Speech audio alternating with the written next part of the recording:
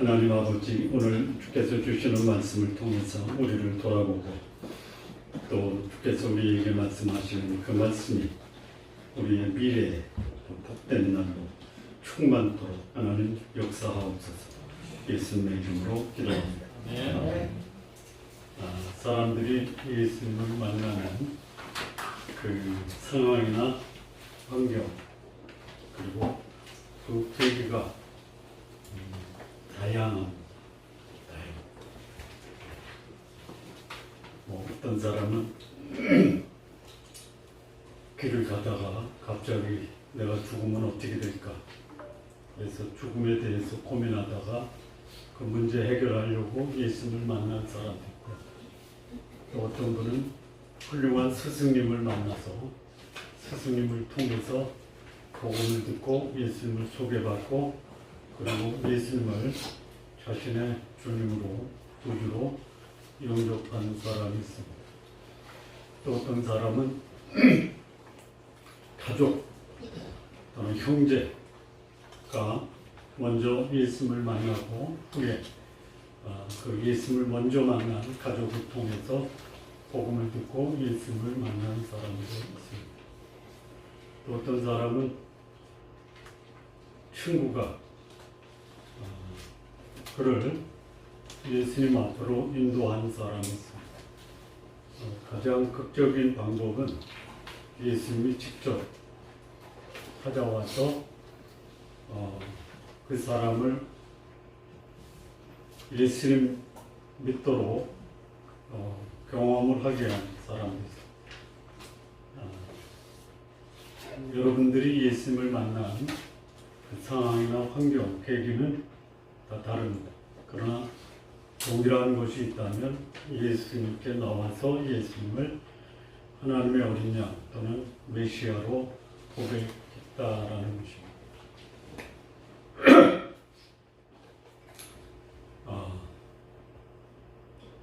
예수님을 만난 환경, 상황, 그 계기는 달라도 예수님이 누구신가가 또 본질에 있어서는 같지만 나에게 다가온 예수님이 상당히 다를 수가 있어요. 오늘 우리가 찬양을 할 때 예수님이 누구십니까? 우는 자의 위로, 아픈 자의 치료자, 어둠에 있는 자에게 빛이요, 왕에게는 왕이고 세상의 구주고 하다는 여러분에게 나타나신 예수님, 여러분에게 소개된 예수님은 누구인가? 사업하는 분에게는 경영자, 천체 우주를 관찰하는 천문학자에게는 새벽별, 오지를 탐험하는 탐험가에게는 나침반, 다를 수 있어요. 그것이 계기가 됩니다. 병든 자에게는 치료자, 그렇게 시작이 돼요. 우리 지난 시간에 안드레는 예수님을 만날 때 누구를 통해서 만났냐면 그의 스승 세례 요한을 통해서 예수님을 만납니다. 이 세례 요한은 온 유다와 예루살렘에서 나온 사람들에게 세례를 베풀고요. 사람들이 세례 요한에게 가니까 바리새인과 레위인들이 유대인의 부탁을 받고 세례 요한에게 나와요. 그때 이 세례 요한은 예수님을 뭐라고 소개하냐면 보라, 세상죄를 지고 가는 하나님의 어린 양. 당시의 유대인들이 메시아를 기다려왔어요. 그런데 유대인들이 기다려왔던 그 메시아는 누구냐? 경제적 메시아 또는 정치적 메시아 또는 국가의 독립자로서의 메시아를 기다려왔어요. 그런 메시아를 기다려와서 그 메시아가 그런 필요를 채울 수가 있어요. 그런데 그 필요를 채우신다라는 그 예수 그리스도의 메시아 되심이 요한복음의 7가지 표적을 통해서 등장을 합니다. 물이 포도주가 됐어요. 그야말로 결혼식장에 포도주가 떨어지면 파토 나는 거예요. 왕의 신하의 아들이 죽어가요. 왕의 신하의 부하의 아들, 왕의 신하가 예수님께 나와서 자기 신하의 아들을 고쳐달라고 부탁을 한 육체적인 필요 때문에 예수님께 나와요. 그런데 그들이 한결같이 예수님이 하나님의 아들 메시아 하나님의 어린 양이다라고 고백해요. 안드레에게는 예수님이 하나님의 어린 양이다라고 지적을 합니다. 예수님이 이튿날 자기에게 다니심을 보고 이르시되 보라 하나님의 어린 양이다. 그랬더니 이 안드레가 요한의 말을 듣고 예수님을 따르다라는 말은 그냥 한번 가볼까가 아니고 세례 요한을 따르던 안드레 그리고 사도 요한이 안드레를 따르던 그 삶을 바꿔서 예수님을 따른 여러분 누군가를 따랐던 제자가 그 스승을 버리고 또 다른 스승을 따라가는 것을 우리가 보통 뭐라고요?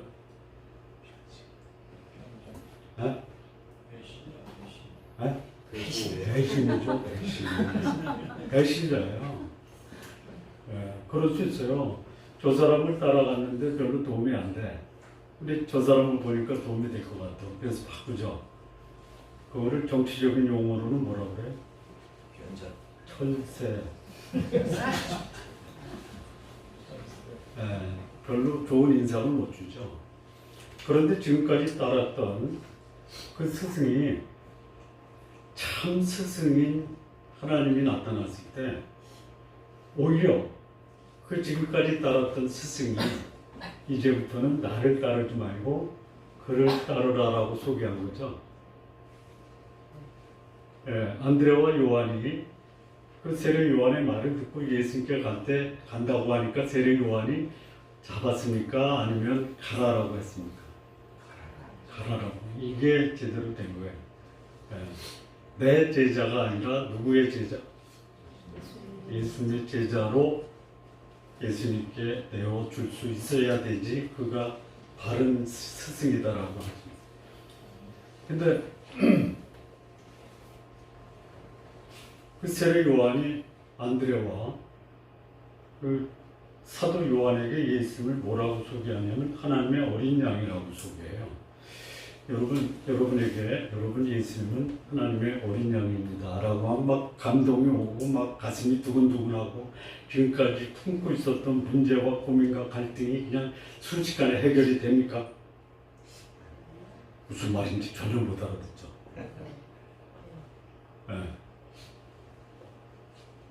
목사가 설교할 때 성도들이 알아들을 수 있는 말을 해야지. 여러분 보물을 천국에 쌓아두십시오. 이해가 돼요? 보물은 어디다 쌓아둬야 돼요? 집안 금고에서. 근데 여러분 보물은 천국에 쌓아두지 가슴에 와닿아요? 저것도 돈 내라고 강조하는구나 이렇게 들리죠? 그렇게 얘기하면 안 돼요. 요한에게 안드레에게 그의 스승 세례 요한이 하나님의 어린 양 말고 다른 말로 예수님을 소개했다면은 지금까지 축구 따랐던 세례 요한을 포기하고 예수님께 갔겠어요? 안 가요. 그러면 안드레나 소위 앞으로 예수님의 사랑받는 제자가 되는 그 사도 요한에게 하나님의 어린 양은 뭐예요? 어린 양은 역사적 유래가 아주 오래됐어요. 과거 BC 2000년보다 더 오래된 출애굽 시대의 그 어린 양은 하나님의 죽음의 천사가 애굽을 덮을 때 이스라엘 민족이 어린 양을 잡아서 좌우 임방 그 다음에 문설주에 피를 발라서 죽음의 천사가 나와. 죽음으로부터 이스라엘 민족을 구원한 하나님의 놀라운 구원의 계획이 뭐냐? 어린 양이에요. 그리고 역사적으로 어린 양은 성전이나 산당에서 잡아서 피를 성전 제단에 뿌리고 이스라엘 백성이 하나님께로부터 제사함을 받는 속죄죄, 속건죄의 제물이에요, 제물. 예, 아마 요한과 안드레는 그랬을 것 같아요. 내가 요한을 따르고 율법을 준수하고 경건 생활을 했지만 여전히 내 속에 나도 속일 수 없는 이 죄 문제, 이 갈등의 문제, 내 욕망의 문제, 이거 어떻게 해결해야 됩니까? 몸부림치면서 그 문제 해결을 위해서 안드레나 요한은 자신의 일상의 삶, 어부예요. 안드레나 요한은 어부예요. 갈릴리 베세다 사람. 그래서 고기잡이 하는 거예요. 근데 문제를 해결합니다. 여러분, 영적인 필요와 육적인 필요가 굉장히 일치할 수 있어요. 내가 잘 먹고 잘 살고 좋은 직장 다니고 좋은 집에 살아도 그걸 위해서 애쓰고 노력하고 수고하고 경제적 필요를 공급받아요. 그런데도 여전히 내 속에 해결되지 않는 문제가 있어요. 이걸 봐야 돼요. 여러분 자신을 정직하게 바라보는 방법이 뭐냐? 내 육신적 필요도 채워야 되지만 내 영적인 필요, 내 영적인 갈급함, 이것까지 볼 수 있어요. 내 영혼이 내 속에서 나를 신음하게 하는 게 뭐냐? 이거 볼 수 있어요. 그때 그 문제 해결하기 위해서 안드레와 요한은 그 어부의 생활을 청산하고 세례 요한을 따랐다. 세네파로 풍란 공동체 광야에서 경건 생활을 했어요. 그리고 평소에 우리에게 메시아가 있다. 근데 그 메시아는 우리의 내면의 갈등과 어려움과 그 고민을 해결해주는 하나님의 어린 양으로 올 것이다. 예수님이 다니시는 걸 봤어요. 보라, 하나님의 어린 양. 그리고 세례 요한을 따르던 안드레와 요한이 예수님께서 자기에게 오심을 보고 그를 따르다. 그랬더니 예수님께서 무엇을 구하느냐? 두 제자가 이렇게 말합니다. 어디 계십니까? 예수님께서 와서 봐라. 그 말을 듣고 두 제자가 가서 계신 데를 보고 그와 함께 머무르라. 그리고 요한의 말을 듣고 예수를 따르는 자 중에 한 사람은 시몬 베드로의 형제 안드레라 이렇게 오시죠. 생의 방향이 바뀐 거예요. 죄짐을 지고 살던 사람이 죄로부터 벗어나 자유로운 삶을 살고 세례 요한을 따르던 안드레가 예수님을 따르는 삶으로 변화가 돼요. 여기서 멈추지 않아요. 그가 먼저 자기 형제 시몬을 찾아가 그리고 가서 말하되 우리가 메시아를 만났다. 그리스도를 만났다라고 얘기합니다. 거기서 안 끝나요. 데리고 예수님께로 와요. 예수님께서 말씀하십니다. 내가 요한의 아들 시몬이 장차 개바라 하리라 하십니다. 자, 여기서 궁금증이 좀 있죠? 없어도 상관없어. 뭐가 궁금하냐면 아니 베드로는 갈릴리에 있어야 되는데 지금 이 장소는 어디냐면 유다의 베단이에요. 네? 안드레는 이해가 돼요. 왜 이해가 되냐? 갈릴리에서 어부생활 하다가 인생의 고민, 도대체 내 인생의 메시아가 누구냐? 네? 그래서 어디로 들어가냐면 유대 광야의 쿰란 공동체로 들어가고요. 거기서 누구를 만났냐면 세례 요한을 만납니다. 그래서 세례 요한을 따랐어요. 근데 베드로는 갈릴리 가버나움에서 어부를 하잖아요. 근데 유다 베다리에 있어요. 이 날은요 또 이튿날이라고 그랬어요. 요거는 뭐냐면 예수님이 세례 요한에게 침례를 받으시고 3일째 되던 날이에요. 첫째 날은 예수님께 침례를 베푸시고 예수님이 하나님의 아들, 하나님의 어린 양이라는 것을 확인했죠. 그 사람들이 유다와 예루살렘과 온 유다에서 세례 요한에게 가서 침례를 받으니까 유대인들이 도대체 저 세례 요한이 누구냐?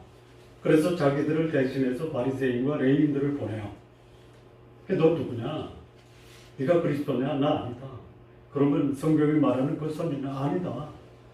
너에 대해서 뭐라고 하느냐? 나는 주의 길을 곧게 하라고 광야에서 외치는 자의 소리다. 내 뒤에 오시는 이가 나보다 큰데 나는 그의 신들매도 풀 수가 없다. 감당할 수가 없다. 그리고 그들에게 선포해요. 자기를 따라 나왔던 수많은 예루살렘과 온 유다에서 온 사람에게 선포해요. 보라, 예수께서 다니시는 보고 세상 죄를 지고 가는 하나님의 어린 양. 그리고 그 이튿날, 그러니까 3일째 되는 날에 예수님이 요단강에서 그 세례 요한한테 세례를 받고 3일째 된, 이 세례나 침례나 똑같은 말이에요. 근데 3일째 되던 날 안드레와 요한을 데리고 그 세례 요한이 섰어요. 함께 섰다가 예수님의 다니심을 본 거예요. 보고 하나님의 어린 양이라고 선포한. 그런데 그때 베드로가 그 유다 지방에 있었어요. 왜 있었을까요? 혹시 처음 베드로가 예수님을 만난 그 지역은 유다 베단이다라고 들어보신 적 있으세요? 예? 있으세요? 있으면 있고 없으면 없어. 일부 예배 때 어느 분이 그런 거야 이러더라고. 그렇다고. 예. 갈릴리 어부가 유다의 베다니까지 예루살렘 근처까지 온 이유가 뭐예요? 예수님 만나러 왔어요? 예수님 만나러 온 거예요? 아니죠. 자기 동생 안드레가 소위 SNF파에 들어가서 훈남 공동체 생활하면서 세례 요한하고 같이 지낸다는 소식을 들었겠죠. 그래서 안부도 전하고 부모님 소식도 전하고 그래서 자기 동생 안드레를 만나러 왔다. 이렇게 추정해 보는 거예요. 자, 그런데요. 안드레가 복음을 듣고 예수를 만나고 따르기로 결심을 했잖아요. 이건 보통 결단이 아니에요. 예. 그리고 제일 먼저 한 일이 뭐냐? 자기 형제 찾아가서 시몬. 근데 시몬에게 뭐라고 했냐면 우리가 메시아를 만났다. 그랬죠? 안드레가 만난 예수님은 어떤 예수님이에요? 예? 하나님의 어린 양으로 만나요. 그렇게 소개받아요. 하나님의 어린 양. 소위 말하는 내 죽음과 죄의 문제를 대속하기 위해서 죽으신 어린 양, 6월절 어린 양 같은 예수 그리스도로 소개를 받아요. 그러면 형제한테 얘기할 때 나 하나님의 어린 양 만났어 라고 얘기해야죠. 근데 안드레가 베드로에게 얘기할 때 우리가 누구를 만났다? 메시아를 만났다. 어린 양과 메시아가 같은 의미예요. 그러나 또 달라요. 아까 우리 찬양 부를 때 뭐 우는 자의 위로고, 뭐 새벽별이고, 나침반이고, 의사고 다 달라요. 근데 본질은 뭐예요? 그 의사로 만난 예수님이 38년 된 병자를 고쳤어요. 의사 아니에요. 예? 죽은 자를 살렸어요. 창조주예요. 그런데 그분이 그것으로 끝나는 것이 아니라 그 속에 담겨있는 예수 그리스도는 누구냐? 우리의 구주와 주님이고 그분이 창조주고 그분이 천국으로 안내하는 중보자고 그리고 진리의 말씀을 선포하는 진리자예요. 예. 각각 다양한 모습으로 예수님을 만나지만 예수님을 만나서 궁극적으로 고백해야 될 게 뭐예요? 주는 그리스도시요 살아계신 하나님의 아들입니다 라는 말을 고백할 수 있는 데까지 가야 돼요. 근데 안드레가 베드로한테는 뭐라고 하냐면 메시아를 만났다. 생뚱맞죠? 처음 형제를 만났는데 처음이 아니죠. 예수님을 소개할 때 생뚱맞게 자기 형제에게 우리가 메시아 만났다. 베드로가 알아들었을까요? 아니면 전혀 무슨 말인지 생뚱맞은 소리로 못 알아들었을까요?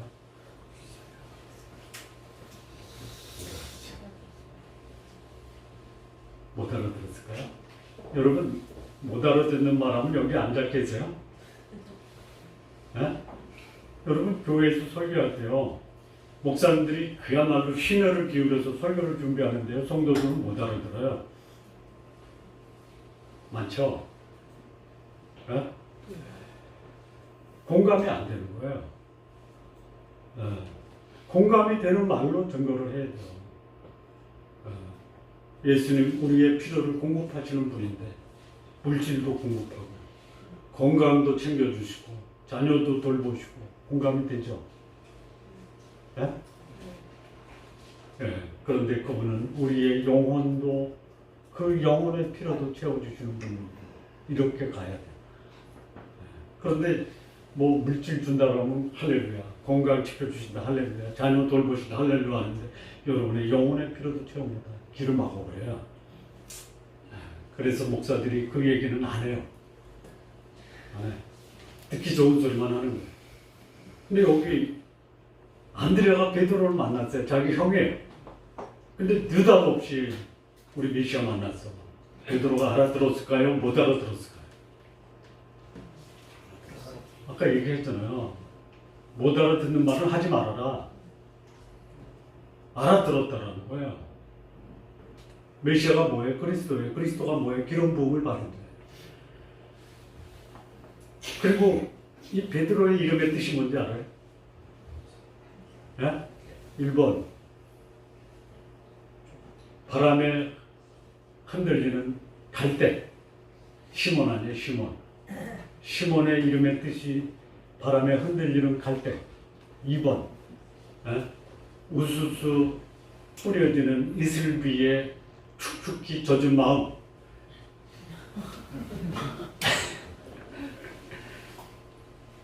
시몬이라고 막 나오잖아. 가을철 되면. 네? 안 들어보셨나? 3번 행동과 생각은 천방지축이어도 다른 사람의 말을 들을 줄 아는 경청. 뭘까요? 대충 찍어요. 3번이에요. 3번. 안드레하고 얘기하면 안드레 말을 잘 들어요. 집안에서도 들어주는 사람은 베드로요. 그러다 보니까 베드로가 시몬이 자기 형제 안드레에게 자기 속마음도 얘기하는. 내가 어부를 하면서 돈도 벌고 장모님도 모시고 살고 그리고 사회적으로도 이름을 얻었는데 내 마음속에 갈등이 있어. 내 인생의 주인이 나는 아닌 것 같은데 내가 내 인생의 주인으로 누구를 모셔야지? 우리 민족이 오래전부터 천국을 소망하고 살았는데 나 갈 수 있는지 모르겠어. 진리를 내가 추구하는데 도대체 진리가 뭐냐? 모르겠다 이거야. 그런데 안드레가 그 얘기를 해요. 여러분 안드레의 뜻은 뭔지 아세요?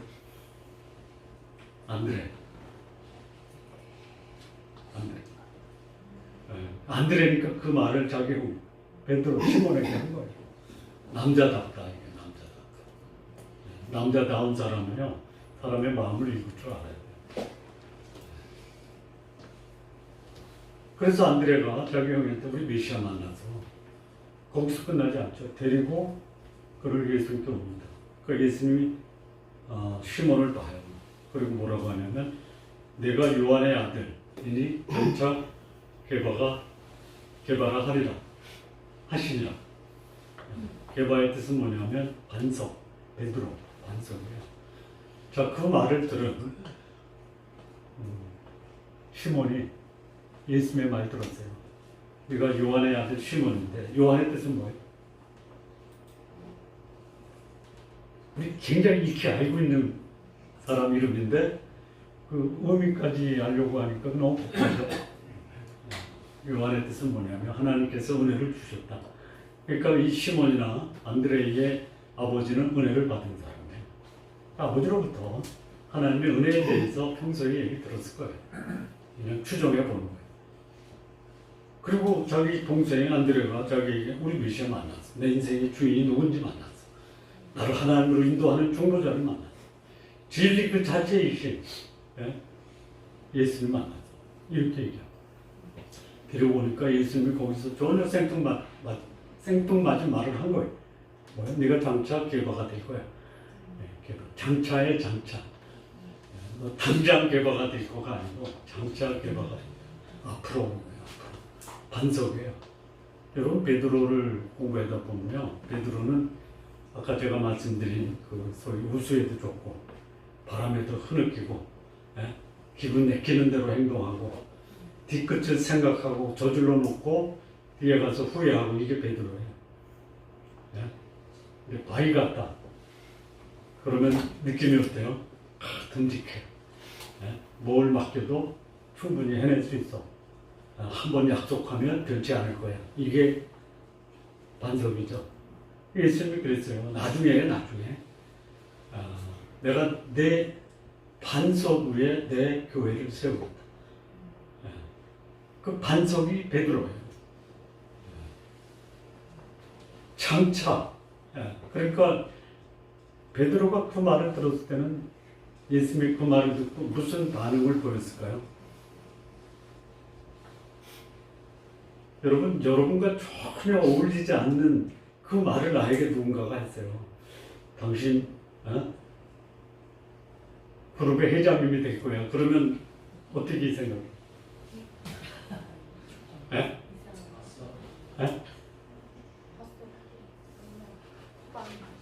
알았다, 고마워. 사기친다고. 그렇죠. 말 같은 말을 해야지. 전혀 생뚱맞은 말을 하니까 받아들이지 않는 거예요. 그게 처음 예수님이 베드로를 만났을 때 시몬인 베드로가 자기를 베드로라고 하니까 이 말 같은 말을 해야지. 그리고 그 이후로 베드로는 없어요. 안 나타나요. 그러다가 한참 후에 나타나요. 9년 전에 갈릴리로 돌아가요. 장모님 모시고 잘 살아요. 배도 있어요. 사건도 있어요. 큰 업에 성공한 사람이에요. 근데 거기 예수님이 가세요. 예수님은 굉장히 그 걸음걸이가 빨랐던 것 같아요. 좀 이따 나오겠지만요. 2장하고 1장은요. 거리상으로 2장은 갈릴리 가나예요. 1장은 예루살렘이에요. 유다, 대단히 요단강이에요. 왔다 갔다 해요. 2장에요. 갈릴리로 갔다가 다시 예루살렘 성전에 나타나요. 그리고 그것도 이튿날, 사흘 되는 날, 이거예요. 초기 예수님의 사역이 굉장히 빈번했다는 갈릴리와 유다를 왕복하면서. 그리고 3장에서는 예루살렘에서 니고데모를 만나고요. 4장에서는 갈릴리로 가다가 사마리아를 거쳐요. 그 말을 들은 베드로는 그 말을 듣고 이제 납득이 안 되는 거죠. 그리고 베드로는 사라져요. 그리고 예수님이 네 제자를 데리고 어디로 가냐면 그 갈릴리 가나를 가는 거예요. 혼인잔치집에. 누구냐? 안드레, 요한, 빌립, 나다나엘. 그러니까 빌립은 예수님이 직접 만나서 말씀하시고 나다나엘은 빌립을 통해서 만나요. 그렇게 이제 베드로를 만나요. 그리고 9개월 후에 이 성경에 나타나지 않아요. 9개월 후라는 말은 없어요. 근데 성경을 연구하는 학자들이 그 유다 지역에서 베드로가 예수를 만난 이후에 내가 너를 사람 낳는 어부가 되겠다 하고 그리고 이 베드로가 그 후에 이런 고백을 해요. 사람들이 나를 누구라 하느냐? 마태복음 16장, 17장 5절. 사람들이 나를 누구로 아느냐 그랬더니 더러는 뭐 엘리야, 더러는 뭐 에레미야. 그래서 너희는 나를 누구로 아느냐? 그때 베드로가 나서죠. 뭐라고 그랬어요? 저는 그리스도시요 살아계신 하나님의 아들입니다. 언제 그 예수님이 내가 장차 개발하리라 하고 안드레가 예수님께 우리가 메시아 그리스도를 만났다 하는 그 말을 듣고 나서 베드로가 자기 입으로 주는 그리스도시요 살아계신 하나님의 아들이라고 말한 것은 훨씬 뒤에. 이게 오늘 본문의 내용. 다 설명드렸죠.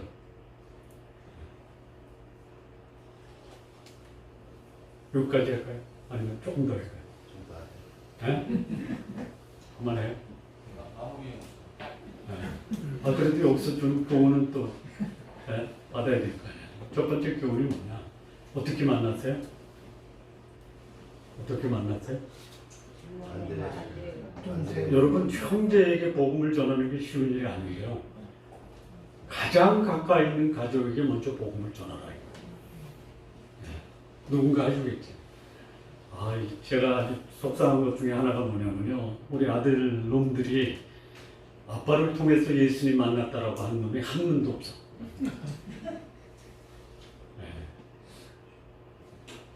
근데 그 말, 예수님 만났다라고 하는 그 사람이 저는 참 고마운데요. 한번 짚어볼 필요는 있어. 형제를 통해서 서로 마음이 통할 거 아니에요. 영적인 필요도 볼 거 아니에요. 복음은 가장 가까운 형제와 가족에게 먼저 주는 거예요. 누구한테 말씀하시는 거예요? 나한테 말씀하는 거예요. 진짜 부담스러워요. 너무나 나를 잘 알아요. 예수님조차도 그 소위 빌립이 나다나엘에게 가서 우리가 그 선지자 만났다 그래요. 그랬더니 이 나다나엘이 나사렛에서 무슨 선한 것이나 너무 잘하니까 그 하나 말이 찔려도 별로 감동이 없어요. 그래도 해야 돼요. 자, 두 번째, 원고에 있는 거예요.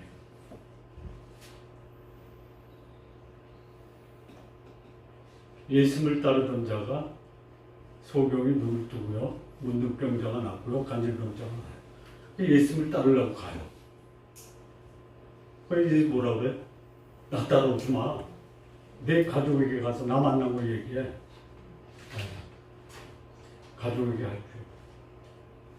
가족에게. 조심스럽게 하십시오. 나는 의이고 너는 죄이다 하지 마세요. 나도 당신과 똑같습니다.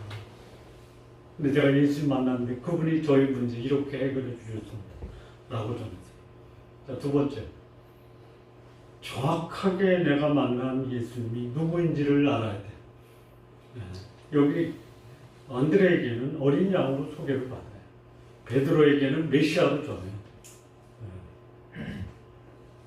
누군가한테는 잔치집에 떨어진 포도주를 채우시는 예수님으로 소개해도 돼요. 38년 된 병자를 고치신 것을 예수님을 소개할 때 사용해도 돼요. 그런데 그 물이 포도주가 되고 38년 된 병자가 고쳐지고 왕의 신하의 아들이 치유되고 죽은 자가 살아나고 무리를 거르시고 오병이어의 기적이 일어나도 그 속에 담겨있는 하나님의 교훈과 진리가 전달돼요. 그런데 관심이 없어요. 여러분, 육체적인 필요를 채우고 영적인 교훈 가르쳐도 안 들어요. 아니, 그 오병이어의 기적을 행한 후에 유대인들이 먹고 배불렀어요. 예수님께 나와요. 우리가 어떻게 하면 하나님의 일을 합니까? 하겠다. 그랬더니 예수님이 뭐라고 그래요? 나름이다. 그거 말고요. 제가 당신을 믿으려고 하니 당신 표적을 좀 보여주십시오. 오병이어의 기적을 경험했잖아요. 먹고 배부른 것을 계속 채워다가 그게 아니잖아요. 예수님은 생명의 떡으로 오신 거예요. 생명의 양식으로 오신 거예요. 그러니 이런 소위 인간적인 표적을 안 보여주고 영적인 교훈만 얘기하면 듣겠어요? 너무 어렵다. 심지어 뭐라 했냐면 먹을 걸 주시오 했더니 예수님이 뭐라 하냐면 그럼 내 살을 먹고 내 피를 먹어 마셔 이랬어요. 너무 어렵다고 다 떠나갔어요. 내가 믿는 예수님이 누군지 정확하게 알아야 돼. 경험도 해야 돼. 그리고 예수 만났을 때 처음에 베드로가 전혀 이해를 못하고, 이해를 할 수 있지만 이해를 못해. 뭘 못했냐? 메시아를 이해 못한 게 아니라 자기를 가리켜 개바가 된다라고 하는 게 이해가 안 돼. 예수님의 그런 말씀이었을까요? 기분 맞추려고? 그러면 장래 그에 대한 기대와 소망을 알려주려고? 듣는 사람이 알아들어요? 아니, 여러분 주일학교 교사로 봉사하세요. 아유, 저 같은 사람. 에? 여러분 같은 분을 하나님이 쓰신다라는 거 아시죠? 에? 지금 내 모습을 가지고 하나님이 쓰실 수도 있지만 전혀 내가 공감할 수 없고 수용할 수 없는 그런 하나님이 나에게 이런 제안을 하세요. 그때 어떻게 해요? 에? 그러면 준비해서 될 수 있는 만큼만 제가 섬기겠습니다. 이렇게 해야 돼요. 없는 거 가지고 하려고 하는 것, 뭐 굉장히 용기가 가장하지만 준비를 해야 돼요. 그리고 시간이 지나서 베드로는 사람 낳는 업으로 바뀌어요. 영생이 말씀에 여기 계신데 제가 누게로 가겠습니다. 네 번째, 그래서 베드로는 어떻게 되느냐? 베드로가 됐어요. 하나님이 우리에게 심겨주신 진리는 1.1핵도 땅에 떨어지지 않아요. 하나님이 우리에게 주시고자 하는 축복은요, 우리가 영혼이 있고 육체가 있기 때문에 영혼과 육체의 필요를 다 채우시고 영혼과 육체에 대해서 하나님이 요구하세요. 안 떨어집니까? 그게 뭐냐? 내가 지금 받아들일 수 없어도 하나님이 나를 통해서 이루시고자 하는 기대가 있다면 그 기대를 기대하는 마음으로 그 삶을 살아가야 돼. 안 살아요. 앞서 말씀드린 것처럼 육체적 필요를 채운다고 하면 감격을 하는데요. 거기에 담겨있는 영적인 진리와 교훈을 말씀드리면 눈을 열어야 돼요. 오늘 하나님이 나를 왜 하나님의 자녀로 삼으셨는가? 하나님의 음성 앞에 우리는 겸허하게 들어. 이게 베드로예요. 베드로의 이름의 뜻이 뭐라고요? 경청이에요. 그래서 베드로는 말씀을 들었을 때 도무지 이해가 안 됐지만 그러나 후에 그는 예수님이 말씀하신 그 말씀대로 교회의 반석이 되고 복음의 반석이 되고 하나님의 교회의 반석이 되는 이런 하나님의 위대한 일꾼으로 변화됐다. 그러면 그 역사는 오늘 이 시대에 우리에게도 가능하다라는 것이. 여러분 삶 속에 예수 그리스도가 어떻게 다가왔는지 그리고 그분이 오늘 나에게 무엇을 기대하는지 그것을 믿음의 눈으로 보시고 그 믿음으로 응답하는 우리 성도님들 되시기를 바랍니다. 네, 기도하시겠습니다. 하나님 아버지 감사합니다. 진리의 말씀, 생명의 말씀, 우리의 구원자, 창조주 하나님 예수 그리스도를 우리가 믿고 그분의 뜻에 합당한 삶 살아갈 수 있도록 인도하여 주옵소서. 예수님의 이름으로 기도합니다.